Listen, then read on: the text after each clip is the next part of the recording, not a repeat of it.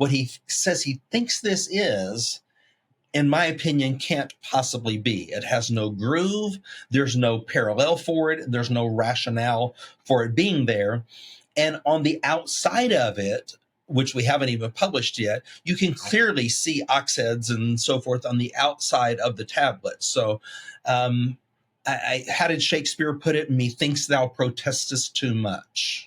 I'm Timothy Mahoney, an investigative filmmaker. I was raised to believe the events of the Bible really happened, but as I grew older, I was challenged to lose those beliefs. Join me on this journey as we investigate the Bible, and I will show you an amazing pattern of evidence that will inspire your faith. Welcome back, thinkers, to another Patterns of Evidence podcast, and I'm here with Dr. Scott Stripling and Steve Law, and we're in our final episode. We're going to be talking about what happened.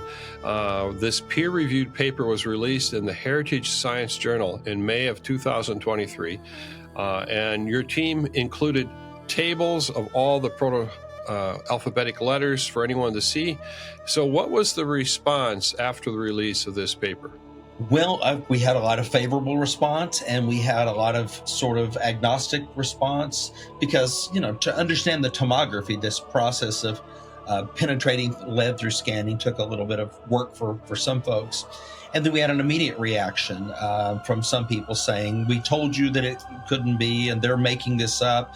Even some went so far as to say there aren't even any letters on there at all, that these are just natural cracks, and they're seeing what they want to see because they're religious fanatics. And although it was published in a very secular journal, Heritage Science, others saying that, yes, there is writing, but we doubt that it says what they think it says.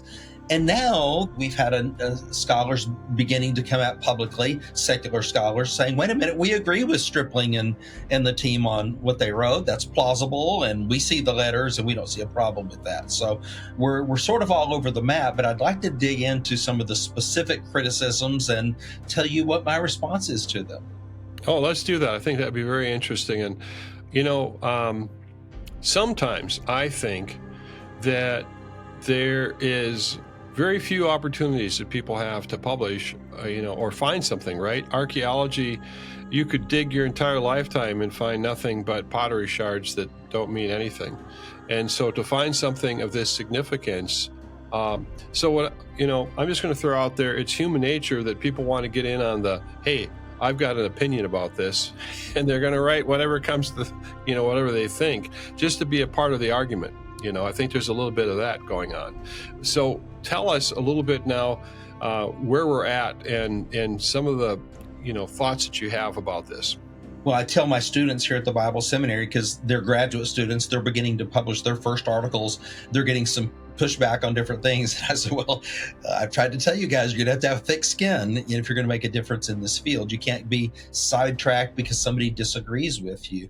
I've never based my research on whether people liked me or agreed with me. I've just tried to be intellectually honest about what I'm finding and to present it, and then let the chips sort of fall where they may.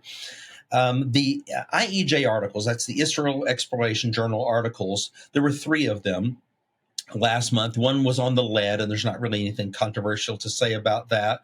I was the one who asked Nama Yalom from Hebrew University to do it. She did it. She published it. It's helpful. She did a good job. The article by Rolston and Mayer on the writing and critiquing the archaeological context, and then the Mazar article, what I call the bizarre Mazar article, which identifies this as a sinker or as a fishing weight. So why don't we take Mazar first? Is that okay? Yeah, we do a lot of fishing in Minnesota. Well, this time of year, you have to break the ice, I think. So let me just say, Ami Mazar is a hero of mine. He's a senior archaeologist. He's a great person. He is a friend. He sent me the article before it was published as a courtesy and showed it to me. In fact, I like Ami Mazar so much, I'm honored that he disagreed with me, okay? Now, having said all those things, he's out of his lane here. If Ami Mazar were writing about the Iron Age and was critiquing me, boy, I'd really have to stop and think more about what I'd done. He didn't really know anything about this until, say, 9 months ago. He told me he didn't know anything about fishing weights. So this is something new that he came up with, an idea that he has. So the great Ami Mazar, this is not in his lane. So what Mazar says is that this folded piece of lead was originally over a line as part of a fishing net, although inexplicably he says there's no groove where the groove should be. Doesn't have an explanation for that other than it must have been crushed at some point. And then at the end of the article, he has no explanation for why it would be on Mount Ebal. So let me take something complex and make it simple for the listener. So he says there's something called L2.3 fishing weights, because this is a typology. A guy named Galili created a typology that Mazar is following. So L2.3, there are 333 of these that he documented as having been found in Canaan, Israel. 331 of those are type A, 2 are type B. He claims that the Mount Ebal fishing weight is type B. Now, the only 2 that have ever been found, that's his opinion that they're type B, by the way, that's not Galili. They were found by Petrie down at a coastal site near Gaza, at a site called Tel El Ajrud, and they were in a tomb on the water near Gaza. And in his opinion, they're type B. In reality, I don't think that those are type B either. There has never been an L23B fishing weight found in Israel. Go look at the Sea of Galilee, which is the closest fishing body of water nearby. They've got fishing weights from every time period you can imagine that archaeologists have recovered there. There's never been an L23B fishing weight. So what he says he thinks this is, in my opinion, can't possibly be. It has no groove. There's no parallel for it. There's no rationale for it being there. And on the outside of it, which we haven't even published yet, you can clearly see ox heads and so forth on the outside of the tablet. So how did Shakespeare put it? Methinks thou protestest too much.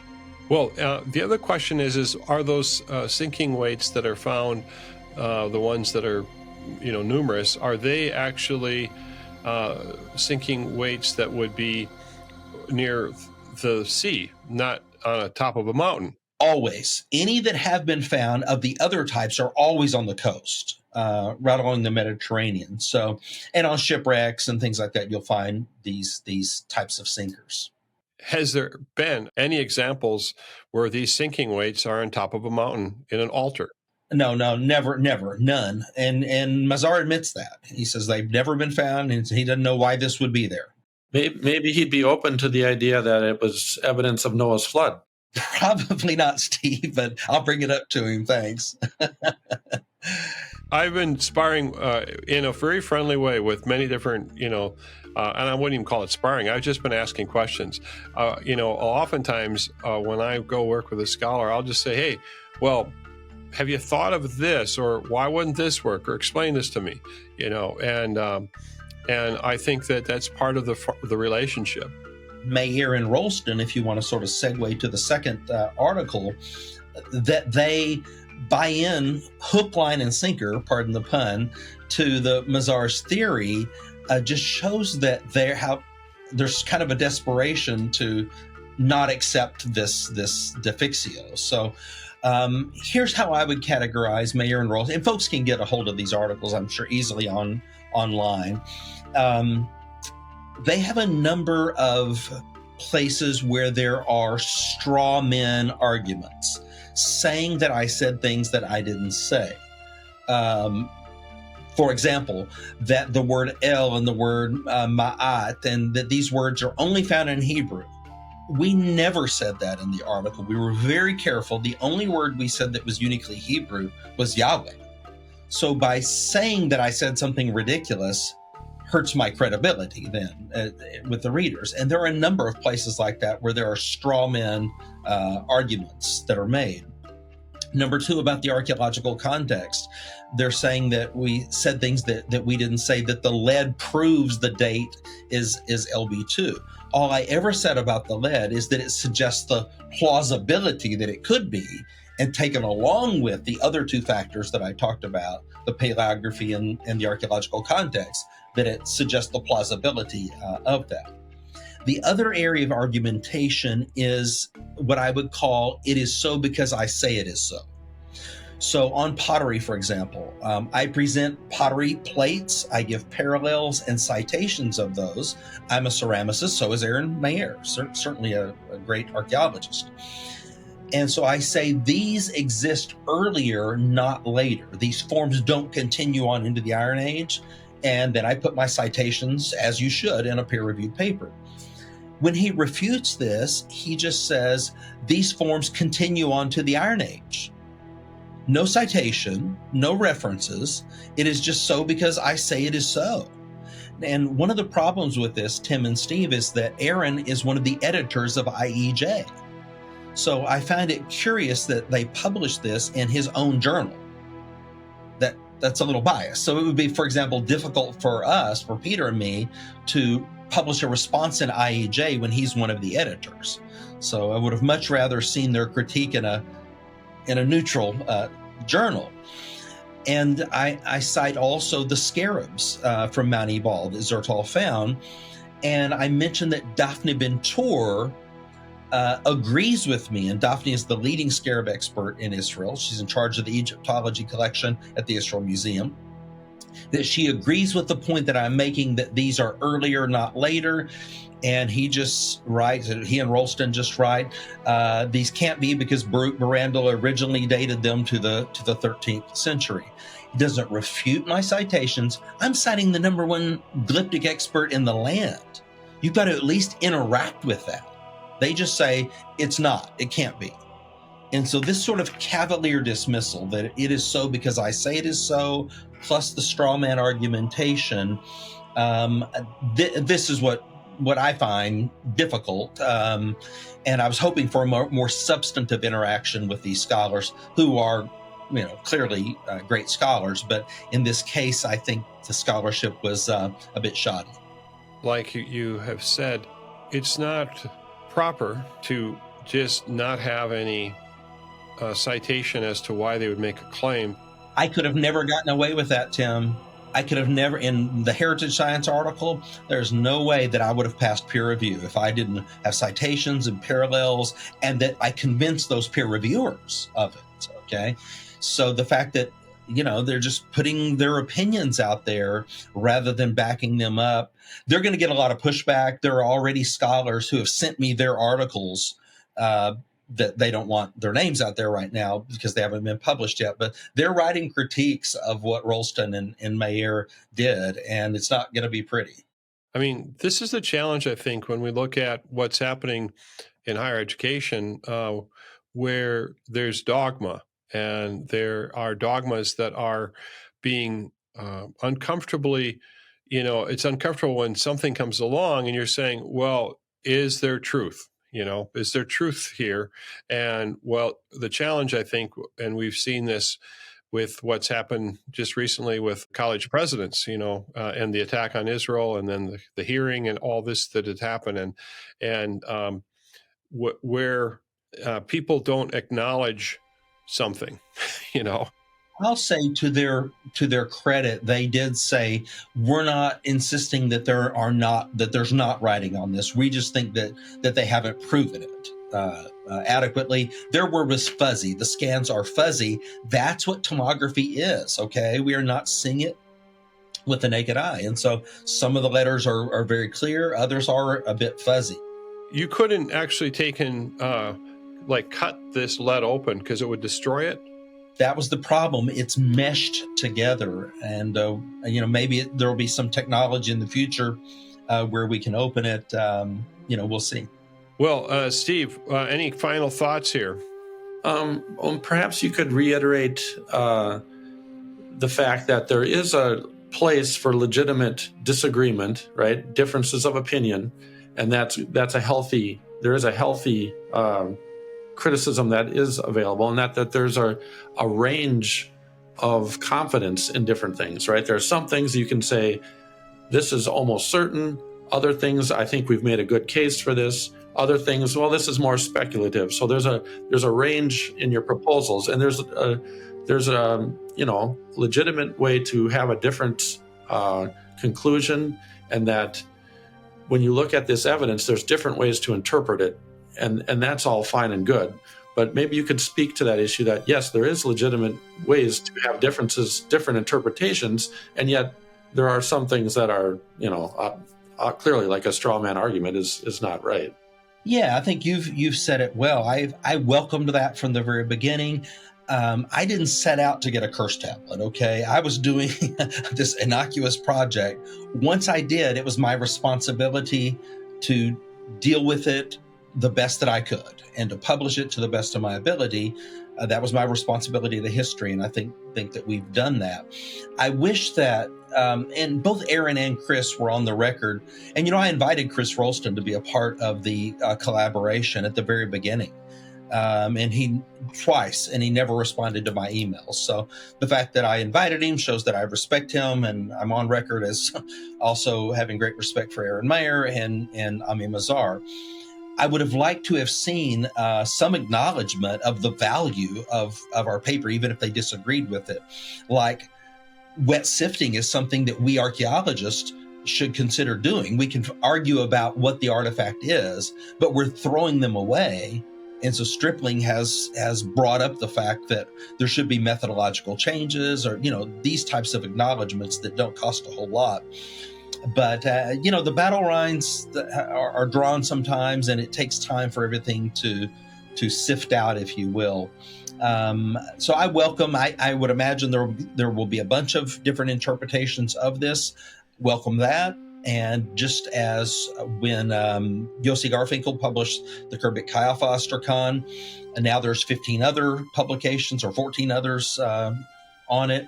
But as the archaeologist, he had the first, everyone will always refer back to his and then say what the other possibilities might be. And with time, that's what I expect we'll have with this inscription. Well, Scott, what is your personal takeaway from all this? What does this mean to you? Because you're a person of faith, but you're also a scientist. Yeah, I mean, for me, I never needed confirmation. I did not have a faith crisis like you went through.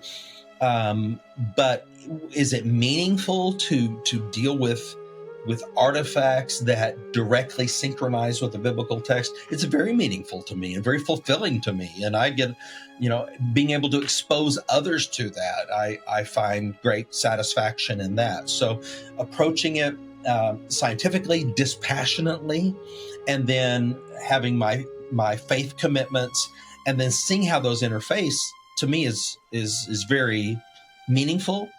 I'm doing some new research right now that may be another podcast for another time on the Amarna letters. And this is a fascinating series of correspondences that I think relate to some of the things that we're talking about. We study all the literature, whether it's Egyptian, Mesopotamian, Ugaritic from Ebla. So we want clues from anything we can get. But the truth is, these are biblical sites. And so in most cases, the Bible is going to be our go-to source. That does not make me uncomfortable, but clearly it does make some of my colleagues uncomfortable. Well, we've talked an awful lot, Steve and I, about God acting in history. And I think that this has been what Patterns does. It looks for, patterns of evidence of God acting in history.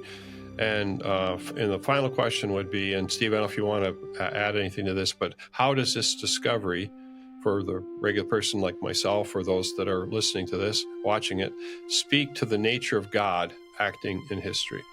Yeah, right on. I would just chime in and say, what is the bottom line takeaway? If someone were to say, so what? Okay, that's cool that you have a biblical artifact, perhaps, but is there a deeper thing that it's pointing to? And if I can say my final word, if maybe this conversation really intrigues some people and they say, where can I study archaeology? I'm already a Bible reader. Where can I study this? We have a really great program here at the Bible Seminary where I'm the provost. We have a Master of Arts in Biblical History and Archaeology. I'm teaching a course this spring that people can take synchronously online. And our website is thebibleseminary.edu, and they can sign up for THE 520, and they can study with me this semester, and I think they would find it fascinating. If folks want to know more about our dig, which we're hoping to be in the field this summer, go to digshiloh.org, and then my personal website is scottstripling.net. And we also have the books that Scott has produced that we'll put up that you can look, that we sell, and there's other ways to get them. So if you're interested in all of this, you can become a part of it. In fact, if you go on the Dig site, you might actually be touching, you're going to be touching pottery and things like that are thousands of years old. And at Shiloh site, it's remarkable because people can help out. They can come and spend, how long of time do they spend there at that dig? Anywhere from 1 week to 5 weeks. You will get some exercise. Yeah, you should come join me, Tim. The average man will drop 20 pounds. The average woman drops 10. Some wives send their husbands to fat camp every summer. Well, I'm interested in that. I want to know, is it because they're working hard or because you're not eating enough? No, it's because you're working hard. But you're an overachiever. You might lose 30. Yeah, I need to. So, well, Scott, once again, thank you, and thank all of you thinkers for being a part of this. We really appreciate Scott. And one thing, too, is that about 2 years ago, I think, we were able to participate in helping you get a UTV. Yes, and boy, thank you to all your partners, and I appreciate you, Tim and Steve, the work you guys are doing, your partnership, and helping us get this 4-wheel ATV was just so important. It's really helped us in being more efficient on the site. So thanks a million to all you guys.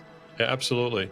And there's just one thing I probably just will say is that Scott has helped us. We've got a new movie coming out in the next year and a half called The American Miracle, which is God's providential hand on America. And Scott is playing a role because we were filming in Houston. That's right. I'm an attorney, and do you want to hear my line? Yes.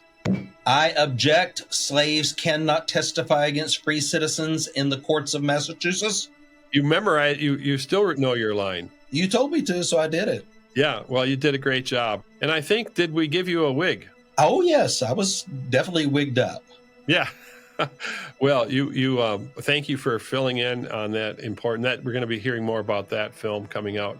Yeah. Well, I'm excited to see it, and I'll help you plug it when it comes out. Absolutely. We'll be coming to Houston for a showing, so keep on thinking, everyone.